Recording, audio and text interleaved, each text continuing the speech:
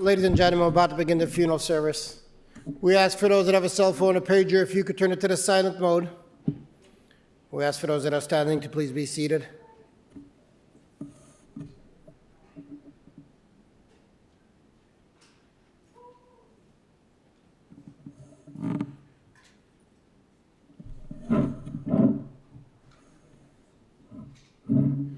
Officiating is Rabbi Aron Wolf.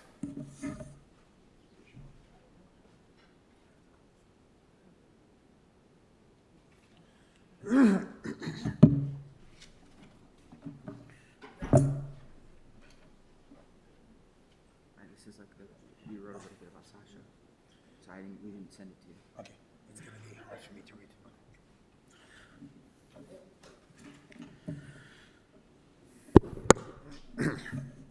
Mizmor David, Adonai roi lo yechsor, b'nois deshi abitzeni, amei menuchos yinahaleni.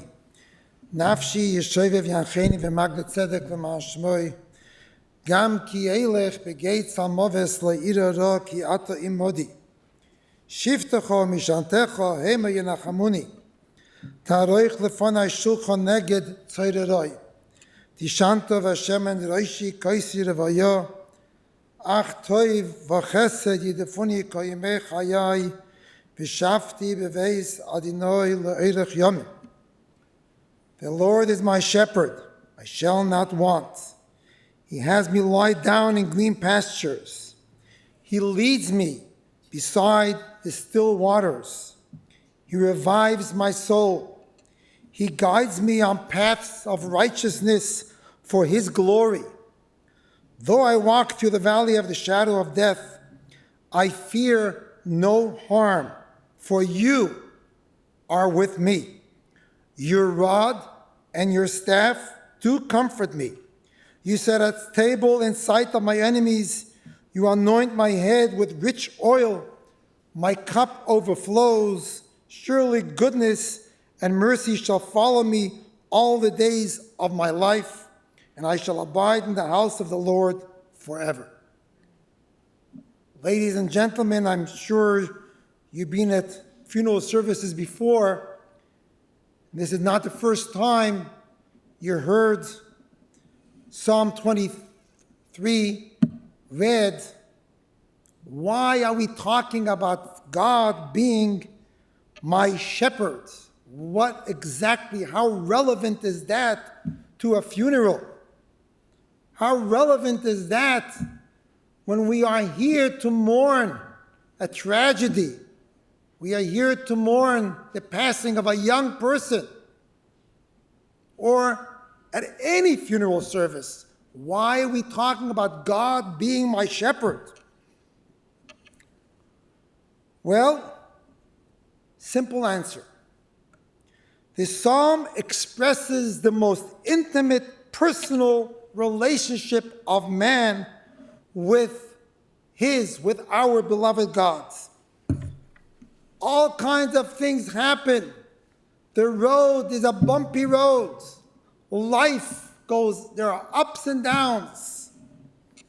But there's one comforting thought, and that is, the Lord is my shepherd. Why does that give me comfort? What is a shepherd? Most of us don't know what a shepherd is. We don't live in the country, in the farm.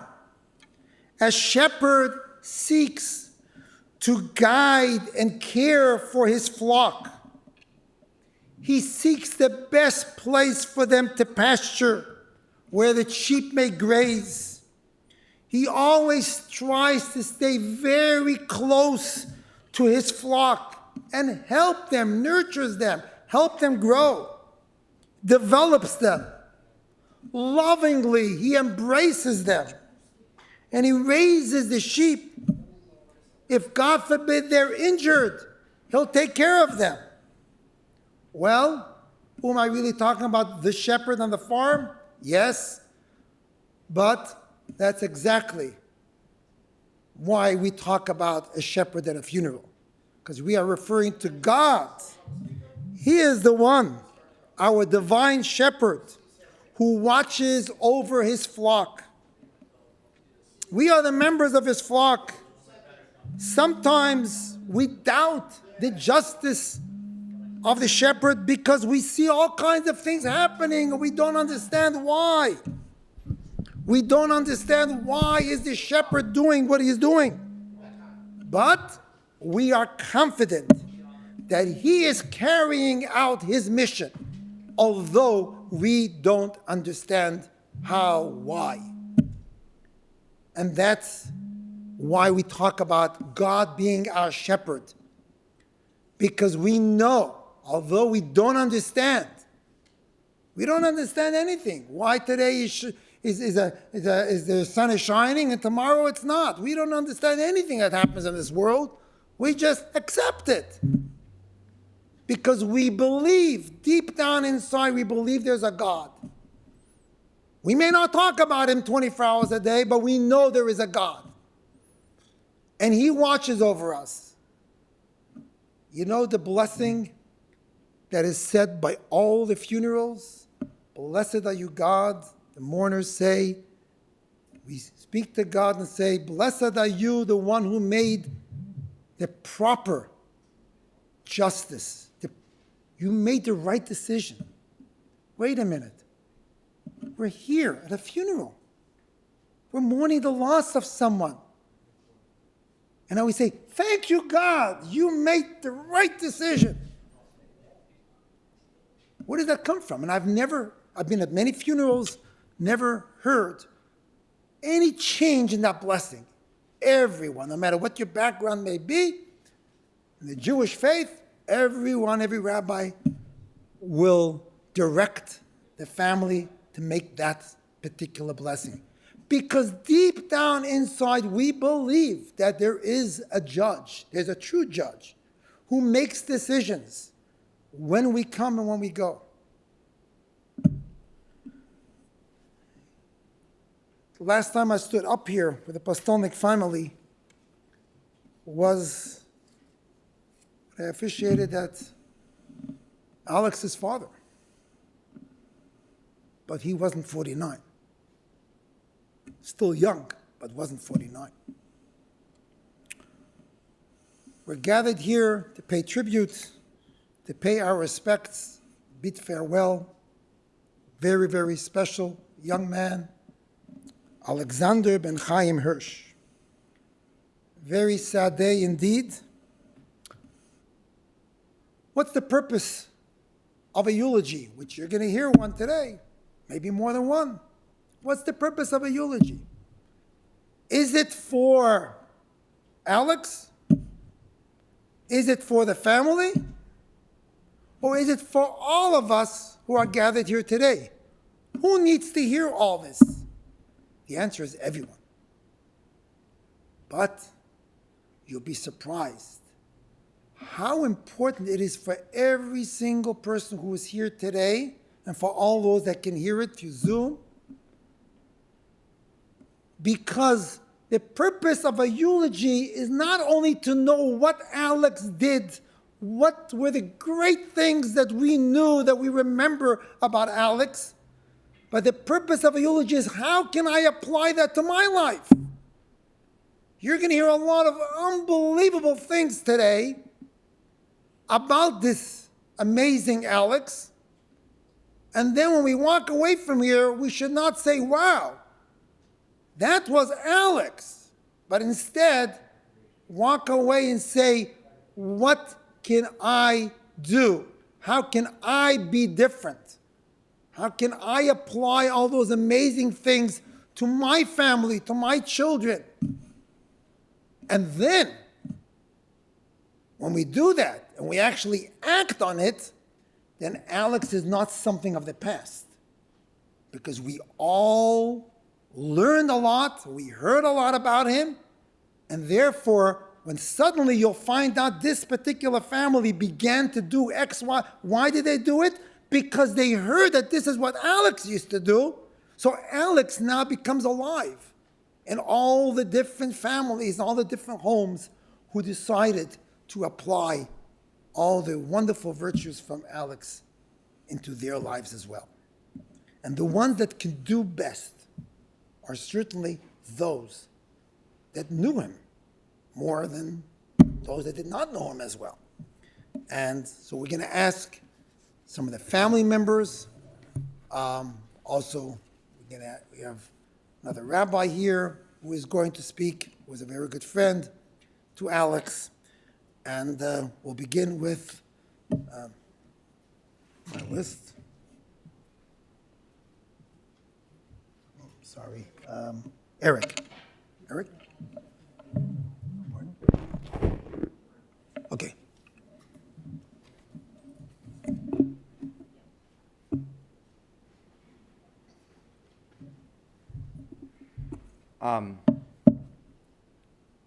I want to talk about Sasha and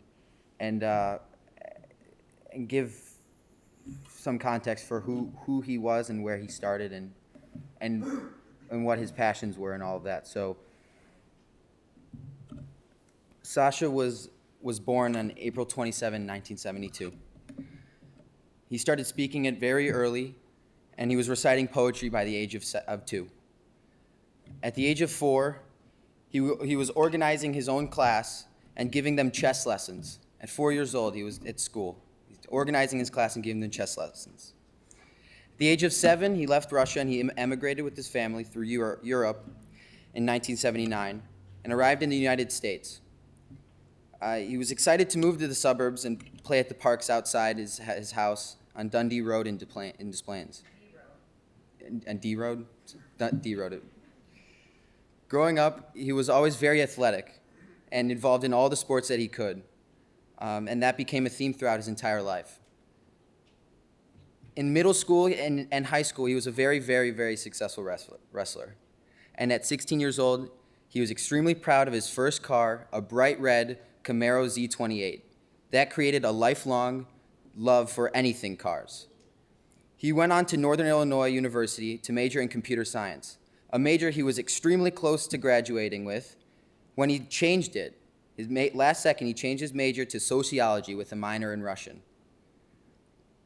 However, all who knew him knew his aptitude for computers and technology, and he went on to have a very successful career in that field. The story of his college degree will be told by his sister, my mom, upon request. He had an overwhelming passion for cars, music, good food, tasty meat, cooking, and staying active to allow him to enjoy all those other things.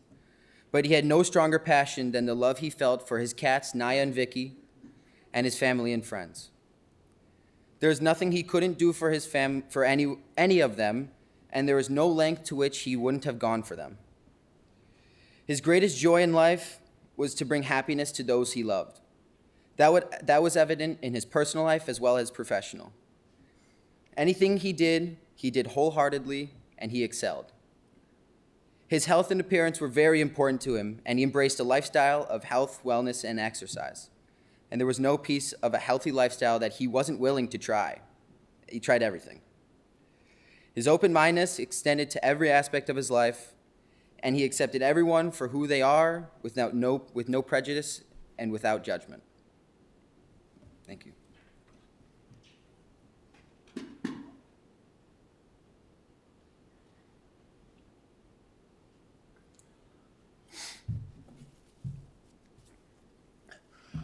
Hi, I'm Eric, Sasha's brother-in-law, and there's just so much that I want to or that could be said about a man like Sasha, but in trying to focus, there's so many people to speak. So in trying to focus my own thoughts, I just came upon the realization over the last few days that there was a theme of connection with him, of all sorts of different people in all sorts of different contexts.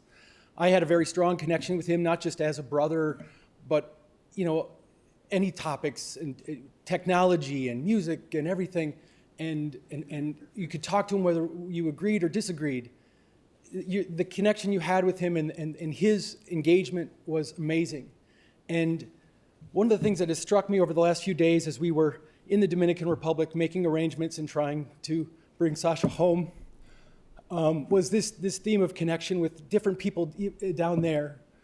And it reminded me the last time I stood here speaking about Jeff, and I had made the same realization about him, about how, and observing his connections in his business life, in his family life, in his personal life, and the importance of those connections to him. And the same thing was true of Sasha.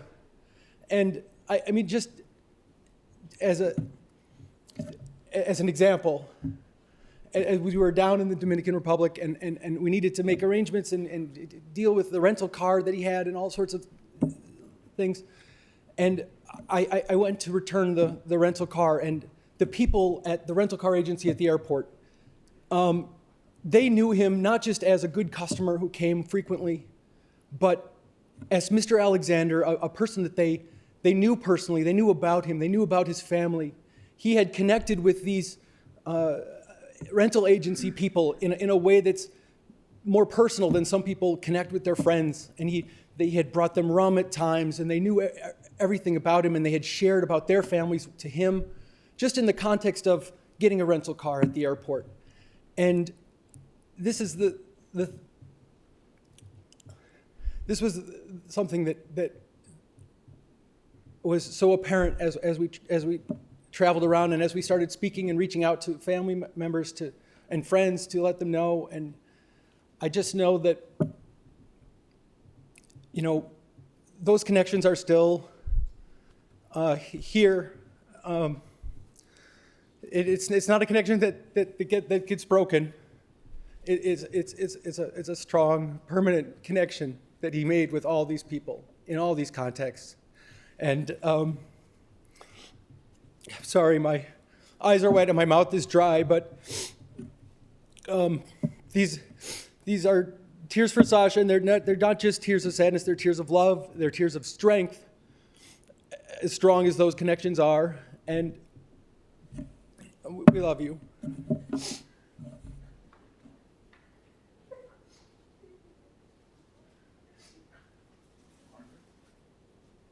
Margaret?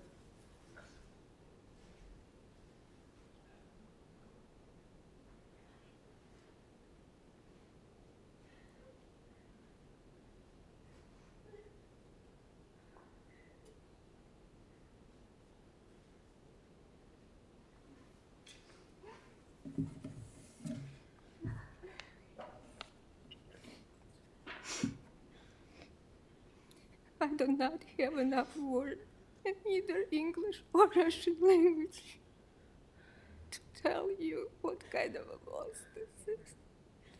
Oh, I got it. He was everything for me. He was everything for his father. He was everything for his sister and the rest of the kids and Eric and all the family. The amazing quality of my son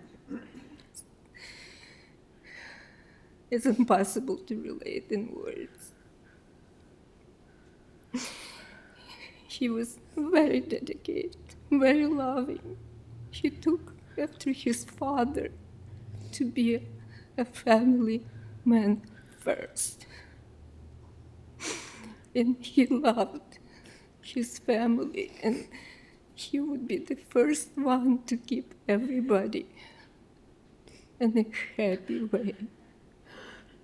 Don't let anybody slip through the cracks and be angry. That's who he was. His very last email to me was with his itinerary. And his words are, "See you at the beach," meaning he's gonna send me some pictures from there. And "Love you, Mama." And that is Sasha. Very thoughtful, very caring. Before he left, he stopped in my house for a week. A week before, asked what else needed to be fixed. And one of the things that he fixed, the very last thing, something with guy broke off the piece of chair from our dining room, and he wanted to fix it. Eric saved that piece, and he fixed that piece. And he has said, anything else I can do right now? And I said, no, you come back and we'll hang some family portraits. I need you to put a nail in. And he said, okay, I'll do that when I'll come back. He was supposed to be back. He wasn't supposed to die so early in his life. I love him so much. My first baby boy. I wasn't supposed to bury my own child. But wherever he is right now, I want him to be as happy as possible. And know that how much we all love him. And how much we are here to think about him. And I'm gonna let my granddaughter speak now. Okay, then Eric, I want to introduce you to a very special person here. Sasha's fiancé. They were engaged to be married soon. There were so much plans for happy occasions, which got ended so abruptly. Here is our special Erica, and I'm gonna let her take her time. She'll learn English with Sasha, and she'll probably speak very slowly, so we're gonna give her a chance to do that.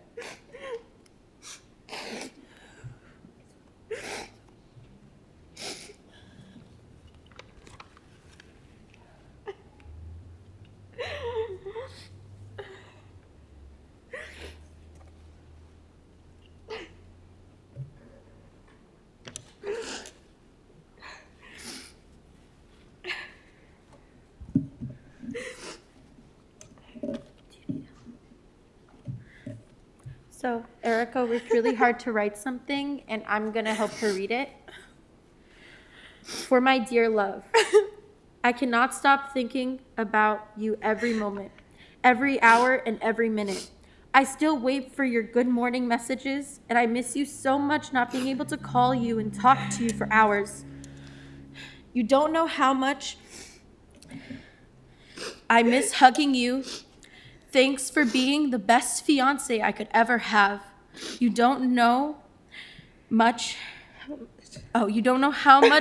I want to turn back time and have done something else so that this didn't happen. I still can't believe that I lost you so quickly. You will always live in my heart. I will always love you. I can feel your love. I can feel that you speak to me at all times. I still don't know how I'm going to live without you, but I promise you that I'm not going to give up because you would never want that. I will always remember all the beautiful moments we have ever thought. We have, even though every day with you was so happy and full of love.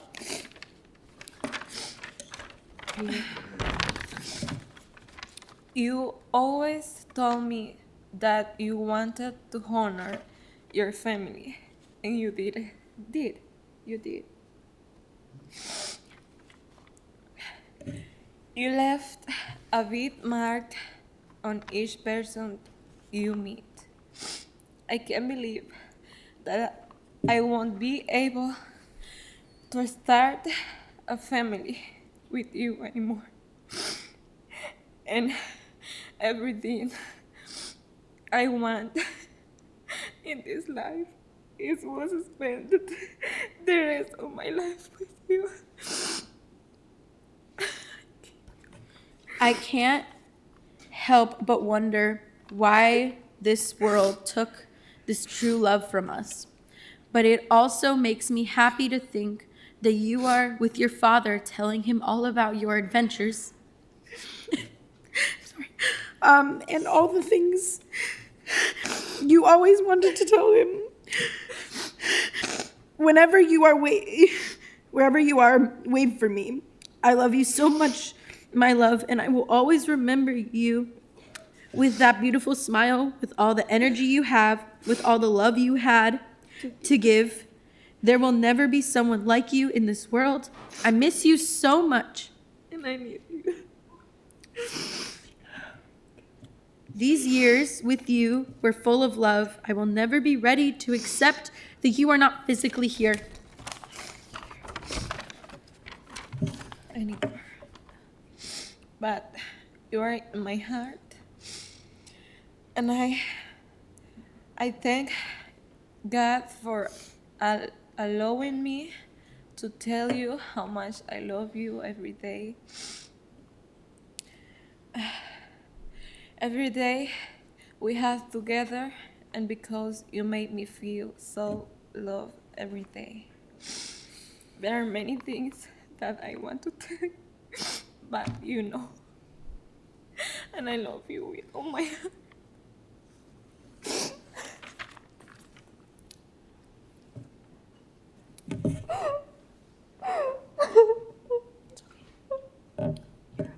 I know. All right.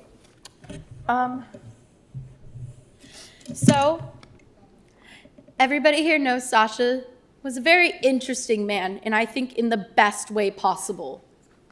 My favorite memory that I have with him, I was 12 years old, and I remember his friend ditched him. They were supposed to go to a Fish concert at Ravinia together, and what did Sasha do? He called my mom and asked if her 12-year-old daughter could go with him. And I did. It was an incredible experience, and I will never forget it. He was so excited. I knew nothing. I didn't even know what Fish was at the time.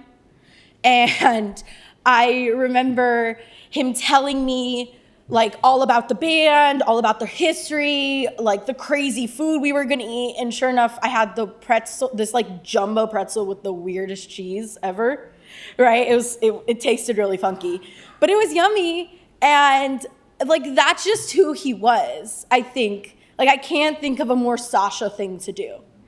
Like, every time he'd go to Denver, which is where I live now, there's this crazy donut place called Voodoo Donuts. He would fly a thing of those donuts back for all of us every single time he would go without fail, like sit with it on his lap on the airplane, just so we could have like donuts with Fruit Loops on them. And I'm really gonna keep this short because I can keep rambling on forever, but that's just who he was. He was my kooky uncle who was always there when I needed him and gave me more incredible experiences than I could count. And I will miss him forever. I loved him very much. And I know he knows that. I mean, I hope he does. And I guess I will see him at the beach later.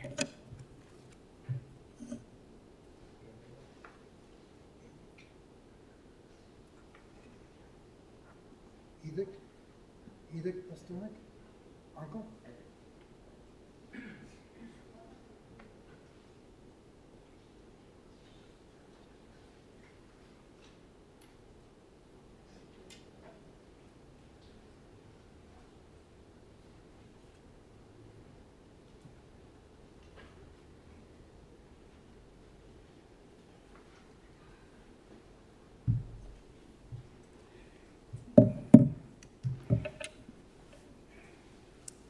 I actually wasn't expected to give a speech today. I thought I'm going to be speaking on Sasha's wedding. I'm sorry, I'm not sure if I'm confused or just. So anyway, this is unbelievable for all of us, I guess. And I personally feel it's like a bad dream. Okay. Well, I can't express how proud I always was of Sasha. Okay. always humble, kind and funny, always with a smiling face. When Fima got sick, Sasha devoted all of his life, most of his time, to be with his dad. And when Fima passed away, I mean, standing next to him, he asked me if he can. It's hard for me. I mean,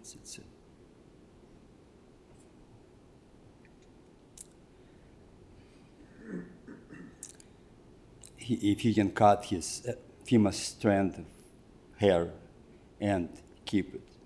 So he just not just want to remember father. He wants to be with part of the father for the rest of his life, actually, for the rest of his life. Yeah, its memory of father, it wasn't just not enough for him. He has to have part of him. I personally, there is not a day that I'm not thinking about or talking to Fima. And now, I guess 2 of them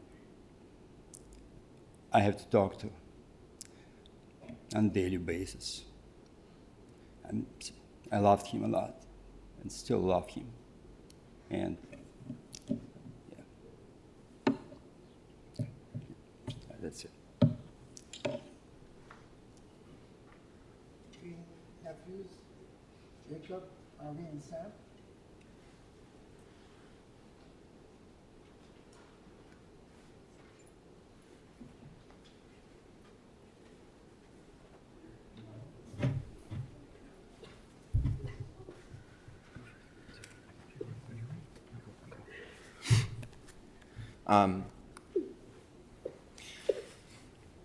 We all knew Sasha very well, and anybody that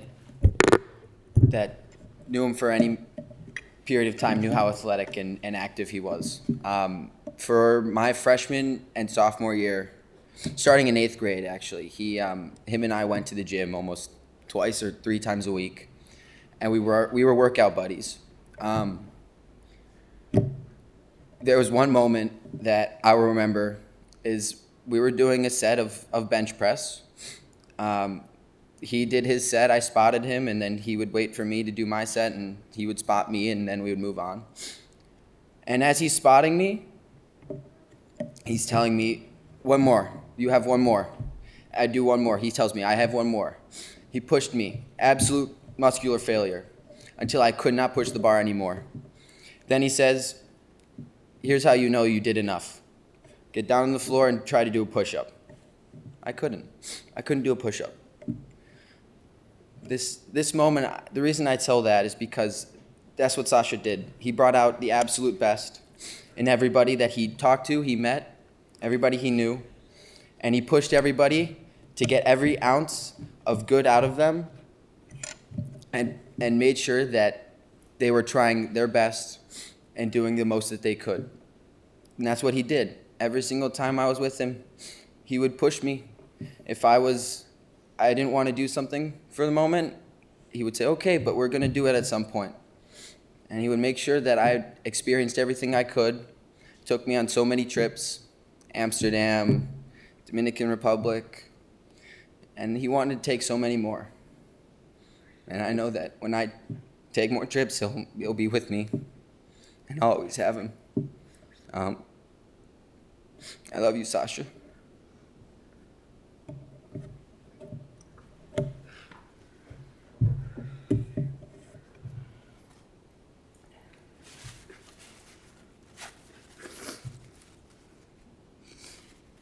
I mean, there's so many things I'm going to miss about him, but he was just so fun to be around.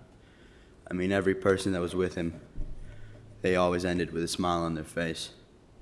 And I just can't believe that all of the fun things I did with him, whether it be driving to Minnesota with him in his Corvette, or playing darts in his basement, or just hanging out with him in his house and playing with his cats. I can't believe that's all over. It was way too soon.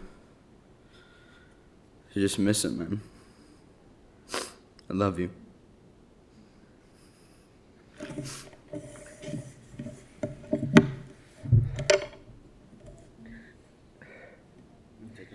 What?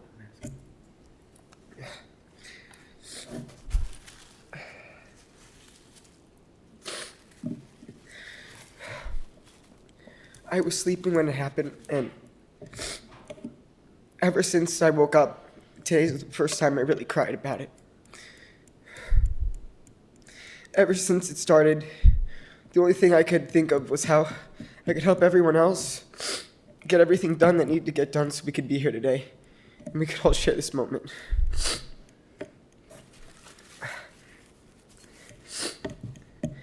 He did so much for all of us.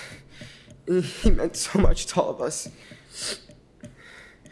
This past summer, I spent almost all of it every day playing tennis with him and hanging out and looking forward to the trip that we took to the Dominican in August. And every time we went to play tennis, every time we hung out, and every time and all the time we spent in Dominican, it was the first time I got super close with him. Because before, I hadn't spent a lot of time getting close to him, and I really only got 8 months with him.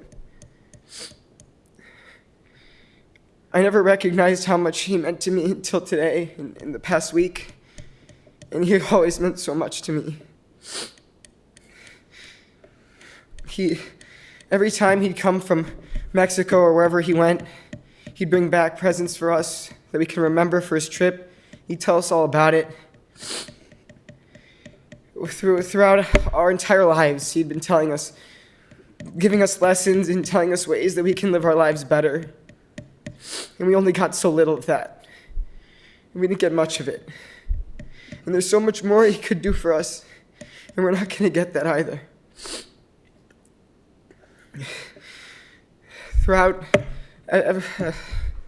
After this, both his 2 cats, Vicky and Naya, I'm going to give them all the love that he would have given them, because I know he loved them a lot. And I'm going to give them as much love as I can, because he loved them so much and they were his babies, and he treated them like that. And I'm going to give them as much love as possible for him. I loved him. We all loved him. We're all going to miss him because there was so much more we thought we had of him.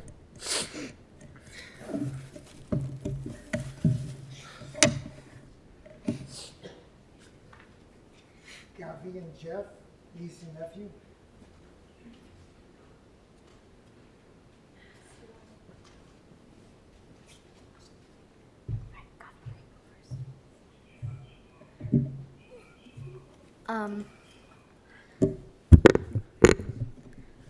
So I loved Uncle Sasha, and he was really like the jester in my fairy tale. And when I thought that my day was going to be a dump, he really turned it around and made my life a better place. And I just loved him and missed him a lot. I miss him a lot right now. Jeffrey, what do you want to say? Is there anything you want to say? Do you want to tell everybody how much you love Sasha? Okay, you can do that. You don't want to say anything? Okay. Well, we all love Sasha very, very much, and we really appreciate everybody for coming. Thank you.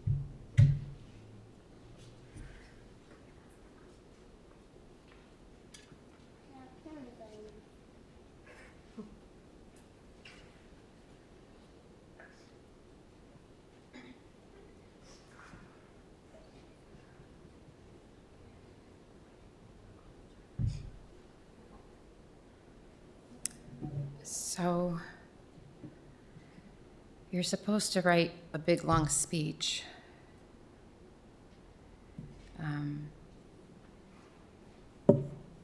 I didn't have the time. He always did like to rush me, even though he was always late. So I figured instead I would answer the question that everybody has. How can this happen? Every single one of us, when we heard, as soon as we got the, nope, I didn't hear that right. As soon as we got over that, the next thing that happens was, how could this happen? How could this have happened?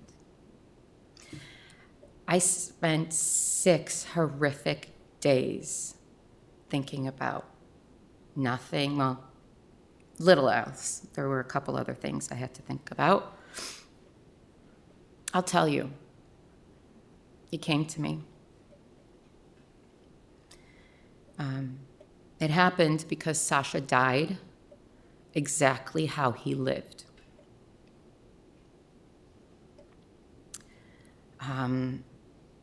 We flew to the Dominican, and all sorts of nonsense ensued. I'll keep the details for when you watch the movie, if Ari ever publishes. He has a very detailed journal. And at one point, one of the crazy coincidences, when we were walking the beach for about an hour and a half looking for a phantom rental car that he had left behind, we ran into a man who was there the whole time and helped with the rescue. And he told us what I think we all knew in our heart anyway. He went to a beach that looked gorgeous and beautiful and was deceptively evil. The locals knew that nobody should swim there, but the signs were not there. There were no signs to tell you. There is a current in the middle of the beautiful beach that pulls people under. Not knowing that, he and Erica went out to swim. He knew that she was not a great swimmer. He was always encouraging her to swim, to do things, to jump off ledges, to have her adventures. And then he got in trouble. He felt that he got in trouble. And I don't know what you all know about tides and currents and waters and oceans, but to some people, it may have looked like he panicked. To some people, it may have looked like he was doing the wrong thing. He was swimming and fighting against the current. But to all of us who know him, and what was confirmed is that he was swimming and fighting to save the person he loved as they got separated. And yesterday was the first time that she was able to share that he pushed her. He pushed her twice. And he pushed her out of the current enough that she was able to be rescued.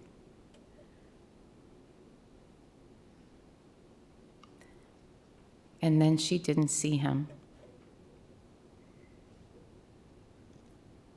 Because the current almost always wins, but he fought like he would fight for anyone, any one of us, maybe even strangers, I think. I know.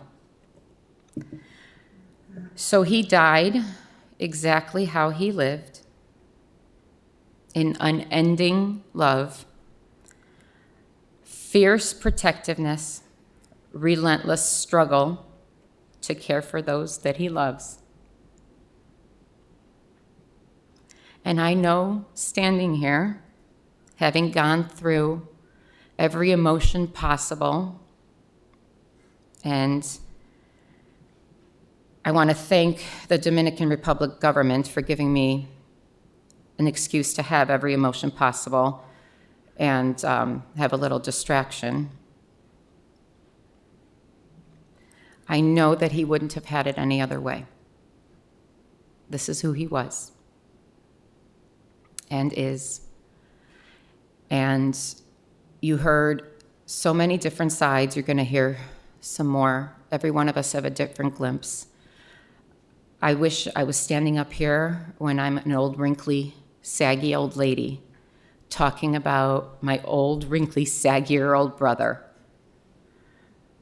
and talking about stories of us poking each other and dividing air in the back seat in the 80s and him sitting on me and farting, and that happened. But I can't, because this is what I have to tell you, that he was the embodiment of love, and he was our protector. And now he will be so from beyond and with my papa. And we need to take every lesson that he's ever shared, every value that he held in his heart, and we need to carry that, and we need to live our life in his honor. And when we act, we need to think, is this going to make Uncle Sasha proud? And that's what we do. Before I go, I have to thank some incredible people who came into our lives in the past 6 days, who made us standing here possible. I cannot begin to even explain what it took to get here today. And I can't believe that it's been only 3 days that it took us to get him home. People took us in as family and navigated for us a system that you can never imagine. This is for you, Benny and Alicia Katz. They are in the Dominican. I know that they are with us. They are incredibly amazing humans. I will share any story you want at another time and explain to you, but thank you for letting us get to this point where we were able to bring my brother home without an autopsy, without embalmment, in the spirit and in faith and in accordance to our customs and Jewish law. Simcha Frank, I don't know who you are. I'm pretty sure you're CIA or something, but you are an amazing human. And what you have done and made yourself available 24/7 and fought with us as if my brother was your brother, I will never, ever be able to repay that kindness, except just to tell you that I will push it forward. And Rabbi Tzvi Gluck, also have no idea who you are, but we would not be here without you. And we are so grateful that you exist, and God bless you and your organizations. I hope all of you look him up, because that man is the real deal. He got us here today. He got my brother back where he belongs with his family. I do want to ask all of you, in lieu of any other donations or flowers or anything else, I am opening up a fund that will collect money to supply that beach with every sign it needs, with a surfboard, with emergency rescue equipment, so that no other family ever has to go through what we have. The information will follow. You can reach out to any of the growth illness following. Thank you. Jeffrey Stewart, good friend.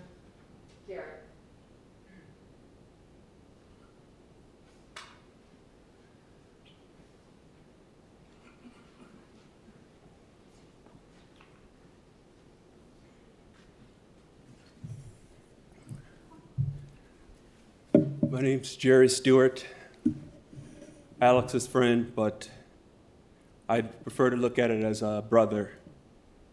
He is someone who's been by my side for more than 20 years. You're Alex's best friend. No, he's my brother. So what I love about Alex is that he looks at everyone and sees them as someone equal. He doesn't think he's better than them. He doesn't look down on people. He loves other cultures. And this is the one thing that we shared together that brought us so close. And I heard, Erica, you said that, you missed, he would hug you. That's one of the things that I remembered most about Alex. His hugs were incredible. I've hugged him more than I've ever hugged any man in my life. And we've traveled to many places with many friends. I see you here.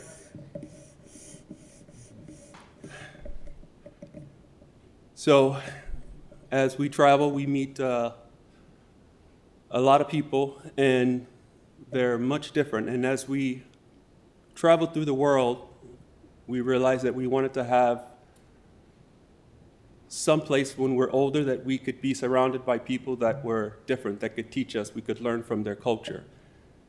So lately, we've been, as we get older, he's going to celebrate his 50th birthday this year, yet with the big dreams of a family. We were planning where would we end up living and sharing our memories while we're old with all of his kids and you, Erica.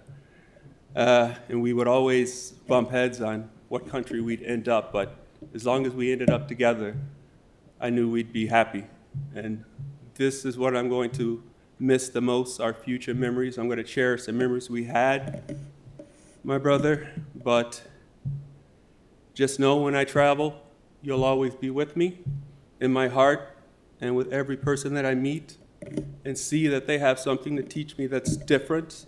I'll remember you and how much you loved, and I love you and I'll miss you, my brother.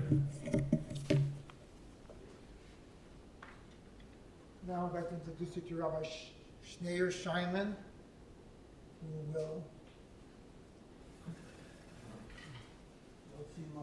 I'm in a separate room. I'm a Kohen, and perhaps this makes it a little easier to speak. I hope everyone can hear me.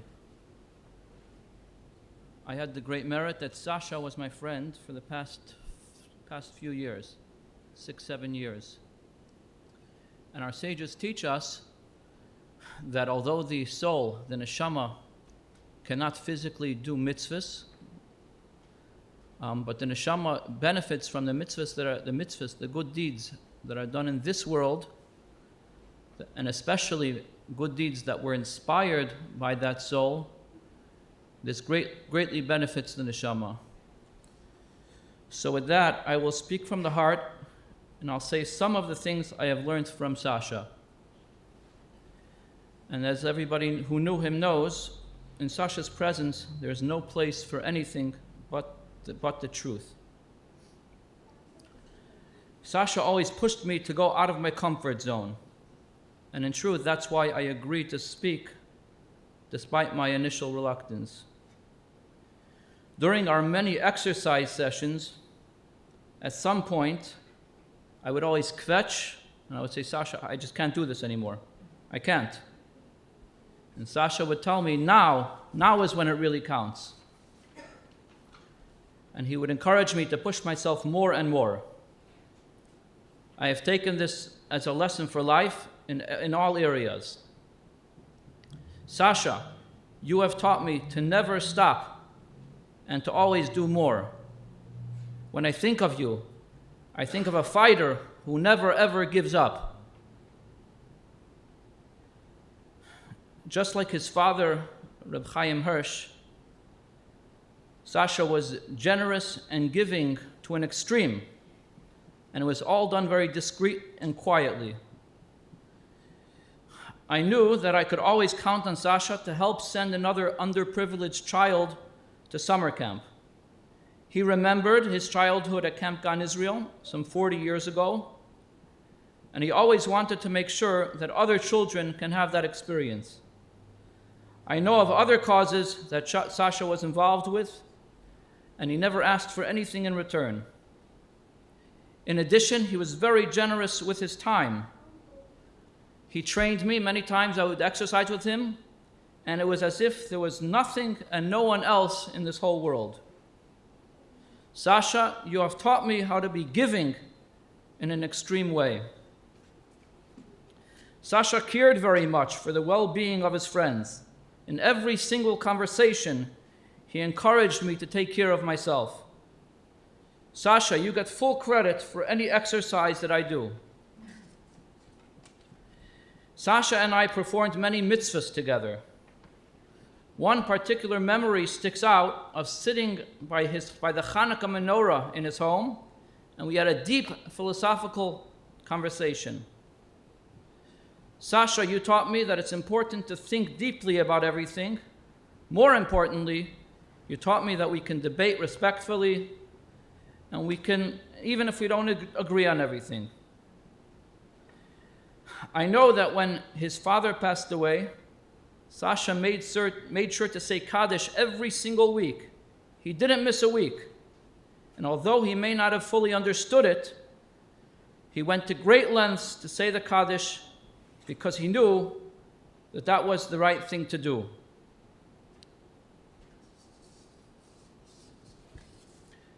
May Hashem comfort the mourners among the mourners of Zion and Jerusalem, Zion and Yerushalayim, and may God bring us to a time when we fully see and understand His ways.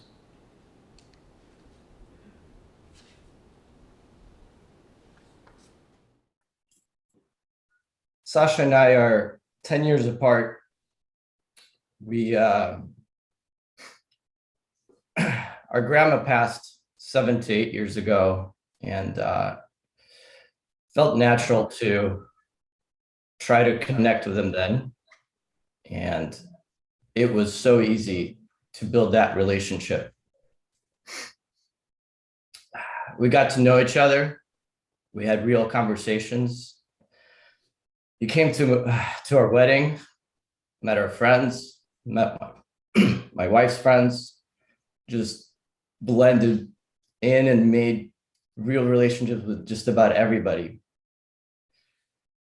He visited us in San Francisco, Lake Tahoe, and every time I came to Chicago, always made space for him, and he made space for me. We weren't just family, we were friends. Sasha is, he was very mentally healthy. He loved himself. I saw that, and it was amazing to see that. And I think that's what allowed him to be there for others and his family. He had he had his man cave, he had his toys, but I know that people always came first for him. And this was way too early and devastating. I will miss him very greatly.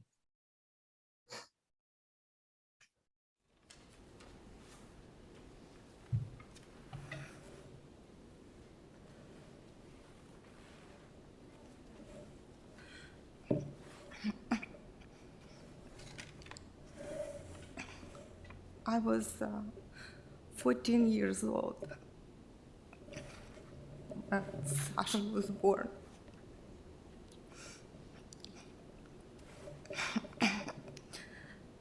First baby in the family with curly hairs.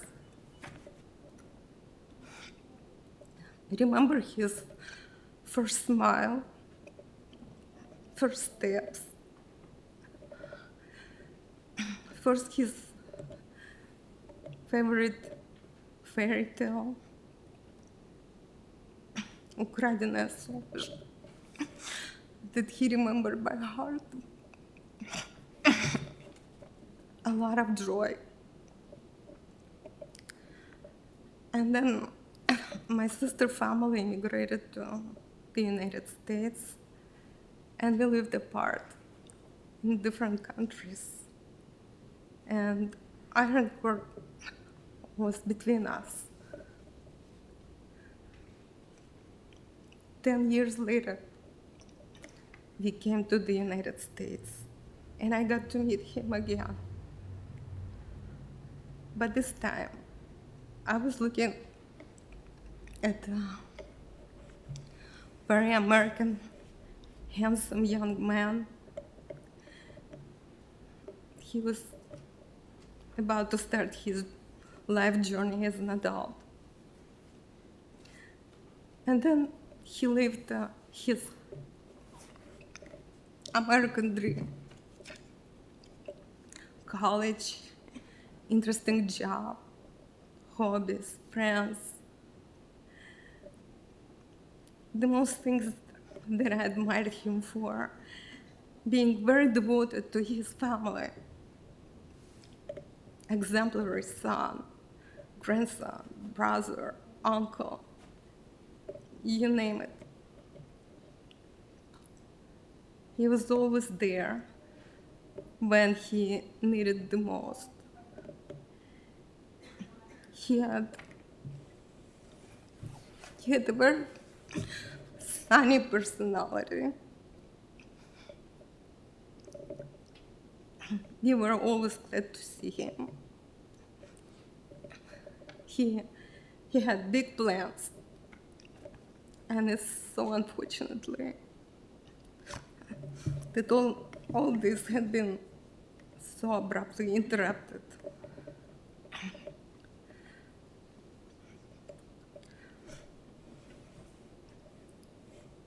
Those who touch our life stay in our hearts forever.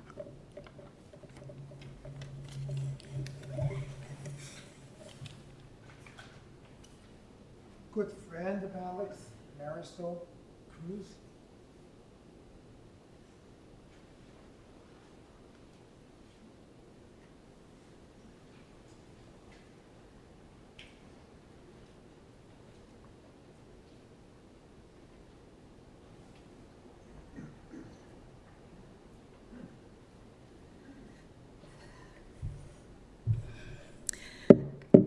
My name is Marisol Cruz, and Sasha was my best friend for more than 20 years. Sasha, what an amazing, positive, amazing person that you were. He truly lived his life to the fullest, and although he has been taken from us too soon, I'm going to celebrate Sasha by always keeping what he has taught me, and it's been with me, always. I'm gonna spend all those amazing memories and remember all those great laughters we shared. I especially will never forget that huge, amazing smile and that really loud laugh of his. I am forever grateful walking through life with him. I wouldn't trade it for anything in the world. I will never forget you. I love you, Sasha.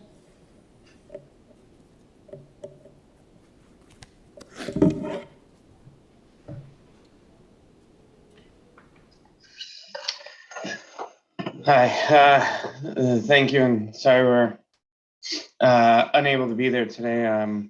My family's been quarantined, and it was going pretty quickly until Monday when we got the call, and since then I think time has kind of stood still. But my name is Patrick. Alex has been one of my best friends for 25 years, and I think like many people who've said today, when we got that call on Monday, we were in denial and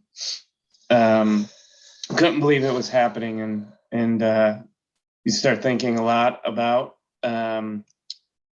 what you could have done to help him, or or if you were there, how you could have done things differently. And as I started picturing that day and kind of going down mentally of probably a dark rabbit hole, I heard Alex's laugh in my head and immediately saw him, and he was smiling. We called it the Sasha smile. He would have a grin bigger than his cheeks could hold. His eyes would be slightly squinted, and you always knew he had that smile when that laugh came out, and was usually meant that he was really enjoying the moment at the time. And as I looked through all the photos that we've had, we've traveled the world together over the past 25 years. Every photo has him with that smile, and I can hear that laugh when I see it. And I said, and it was a smile that he would greet you when he opened the door at his house to welcome you in for a barbecue, to give you one of those big hugs that Jerry and Erica have talked about. It was a smile that you'd see when I'd open my door for him to come to my house. It was a smile that I know is going to be what I see every time I think about him. Alex was also the best man at my wife and I's wedding.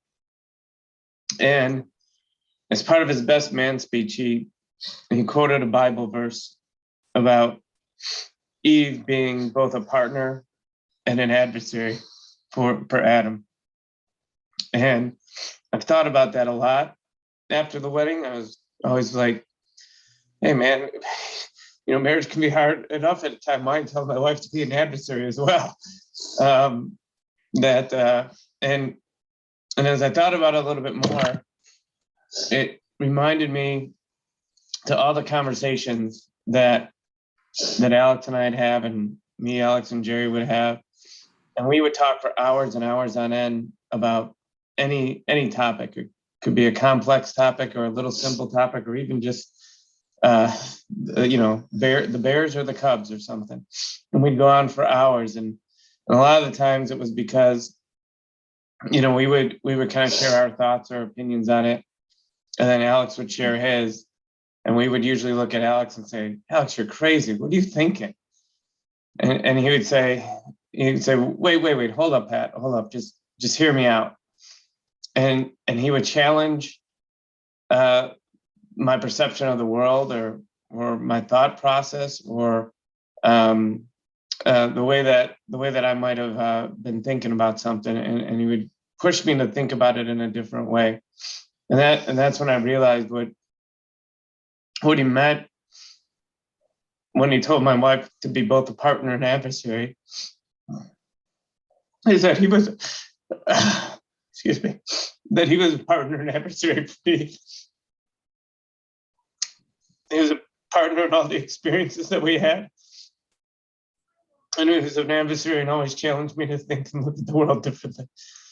And he wanted to make sure that my wife, now being part of that circle, was going to help him in that quest. And I can tell you, over the past 25 years, he's imprinted a lot on me. And that imprint is passed into my children, who refer to him as Uncle Alex. And his memory and his life is gonna, and legacy is going to live on because of that. And I just love him a lot and miss him a lot. Thank you. I'll let my wife say a few words.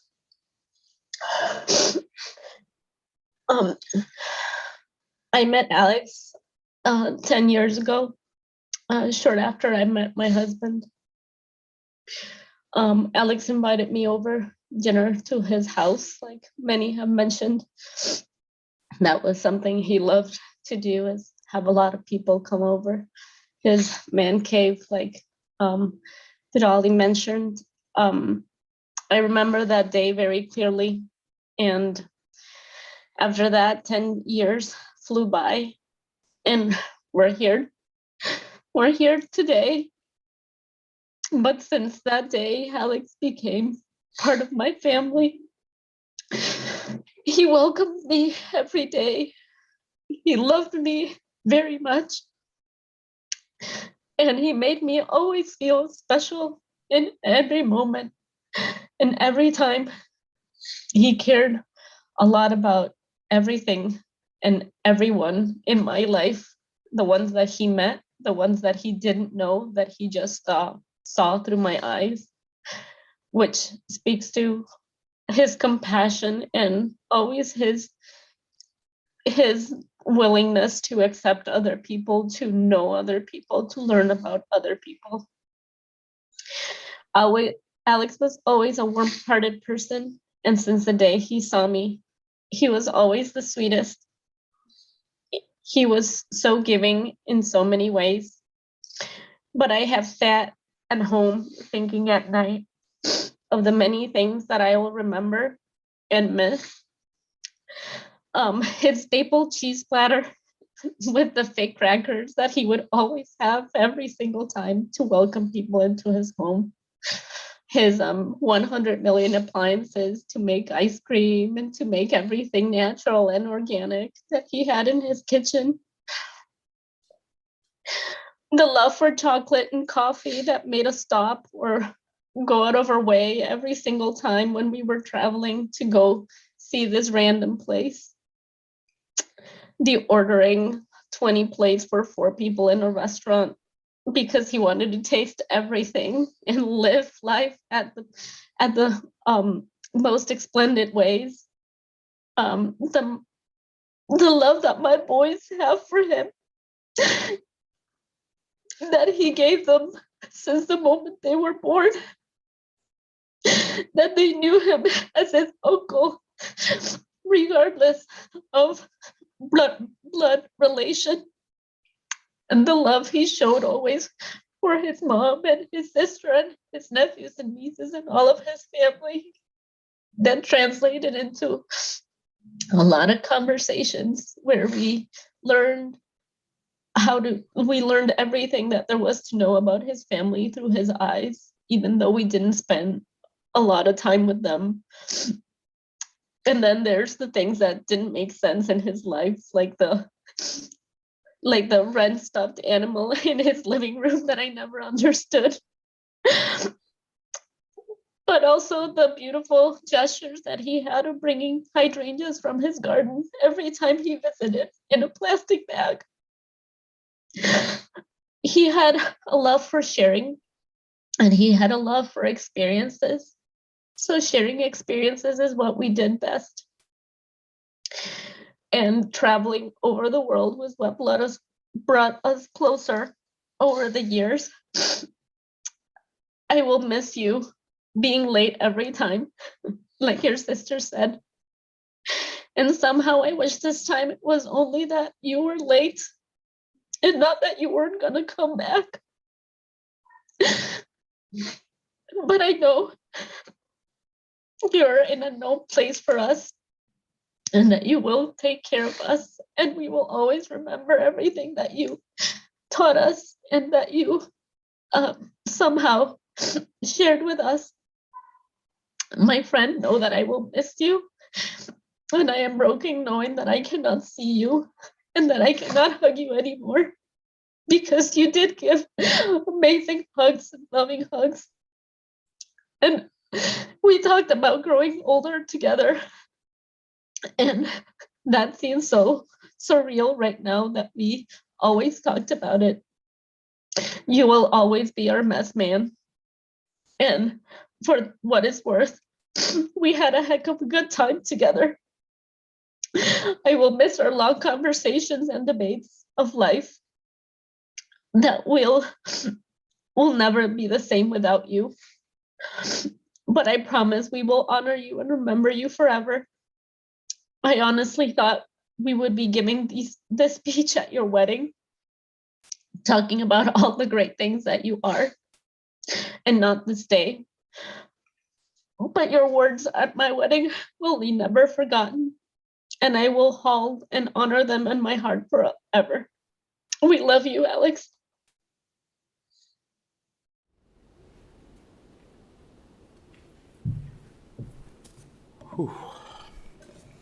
Hi, everyone.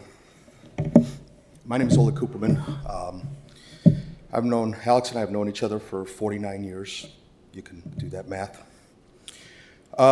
First of all, Eric, I will always remember and cherish that memory of that Bears-Packers game that three of us went to. Don't worry, I'm not going to mention who won. Alex and I didn't always see eye to eye, mostly because he was about 6 inches taller than me.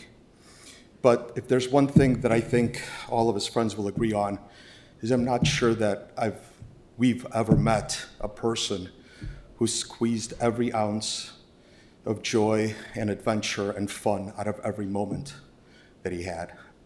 And I think the reason why he was always late everywhere is because he really lived in that moment. And that's what I will always remember, and that's the lesson that I will always take back from him. Just as a quick story, when Brian and Kelly got married, they got married in Key West on a beach. And we were supposed to be there on Saturday morning. It was probably at 10 o'clock, 10:30, something like that. And because of Alex's schedule, we didn't fly into Miami until maybe 10 o'clock, 10:30 at night. Well, the upcoming 3-hour morning drive was certainly a really poor excuse to not enjoy Miami every chance we got. So at 11 o'clock at night, we ended up going out in Miami, spending about 2 hours of sleep and then waking up and driving the 3 hours to Key West, and we made it on time. And I think that that's the lesson. To your point, Rabbi, we all have to take something back from this, and that's what it is for me. We all have these moments, and we might as well live in them.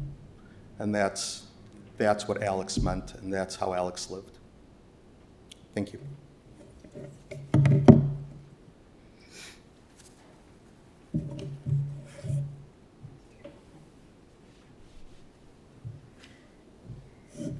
So at my mother's request, there's a couple things I just need to add.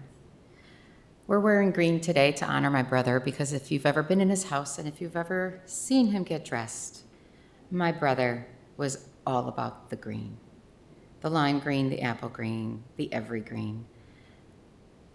The Grateful Dead shirts under my boys' real shirts are all sanctioned. If you knew Uncle Sasha, you knew that he followed the Grateful Dead wherever they went. My mother would like to point out that the flowers are as green as flowers could be. And the most joy he got at home, outdoors, was taking care of his amazing garden that I am guessing at least half this room has tasted from. Did I get it all, Mom? We could go on forever, but nobody, the Bears, oh, this is painful. Go Bears. And Packers. Nobody can stop the sun, not even Uncle Sasha. Shabbat is going to start. I know the rabbi is anxious for Shabbat to come, as we all are, because maybe we can all find some healing in what Shabbat will bring. So I think we need to move along.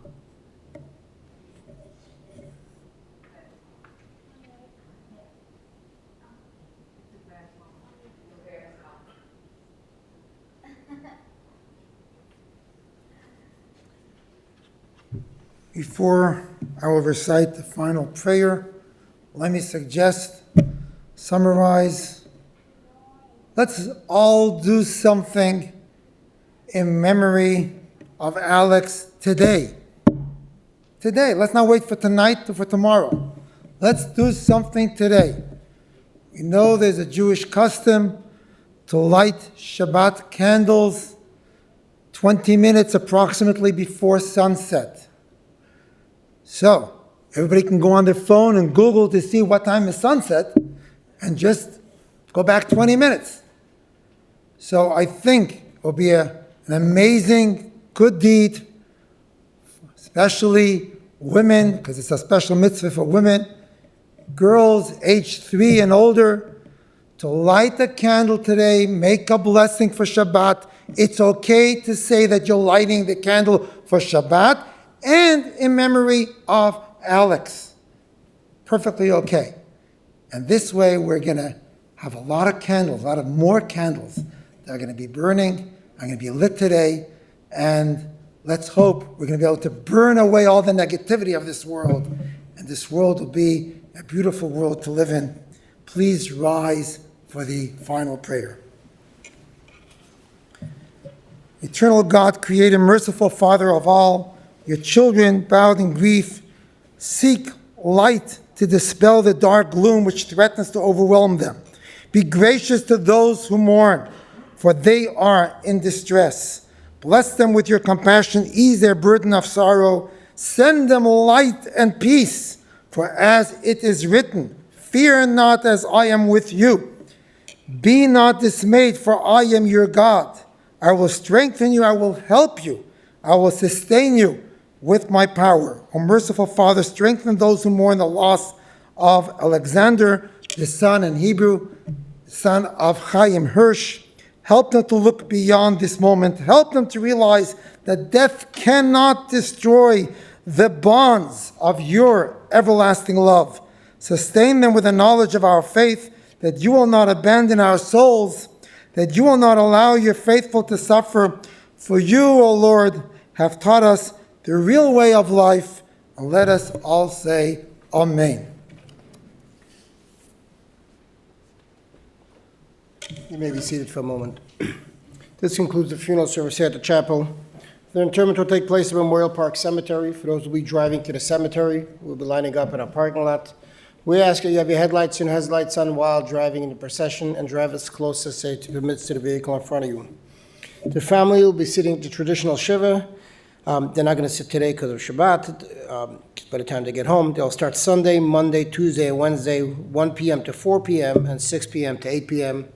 The family requests that N95 or KN95s should be worn at the shiva house. If you don't have them, they will give them to you when you arrive. The following individuals have been acting as pallbearers: Sasha's nephew's brother-in-law, and then his three friends, Jerry, Dan, and Brian. If we can all rise and have the pallbearers please come forward as we escort the casket from the chapel.